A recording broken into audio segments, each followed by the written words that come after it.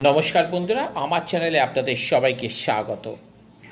মোহনবাগান তার প্রথম ম্যাচে পুলিশের কাছে 1-0 গোলে পরাজিত হবার পর গতকাল তারা তাদের দ্বিতীয় ম্যাচ খেলতে নেমেছিল কালীঘাটের বিরুদ্ধে। সেই ম্যাচে কিন্তু মোহনবাগান 4-0 গোলে কিন্তু পরাজিত করে কালীঘাটকে। তাহলে এবং প্রথম গোলটা 21 মিনিটের মাথায় কিন্তু মোহনবাগান গোল পায়। গোল করেন মোহনবাগানের অধিনায়ক সন্দীপ মালিক। এরপর মোহনবাগান 29 মিনিটের মাথায় তার দ্বিতীয় গোলটা কিন্তু তুলে নেয়।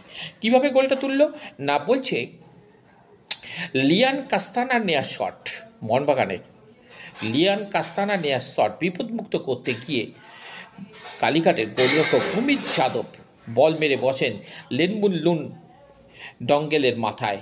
সেই বল দিক পরিবর্তন করে কিন্তু কালীঘাটের গোলে ঢুকে যায়। মোহনবাগান 2-0 গোলে কিন্তু এগিয়ে যায়।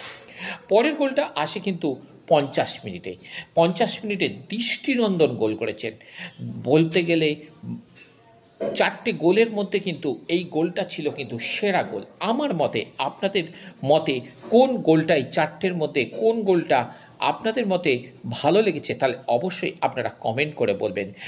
50 মিনিটের মাথায় যে তিন নম্বর গোলটা আসে, 3 নম্বর গোলটা করেন পাশাং দর্জি তামাং এবং চতুর্থ গোলটি মোহনবাগান তুলে নেয় খেলার 73 মিনিটের মাথায়। পরিবর্তন হিসাবে নামা আদিল আবদুল্লাহ করে তার দলের চতুর্থ গোল তিনি কিন্তু করে বসেন এবং এই খেলায় মোহনবাগান 4-0 গোলে পরাজিত করে। কাকে পরাজিত করেছে না, কালীঘাটকে।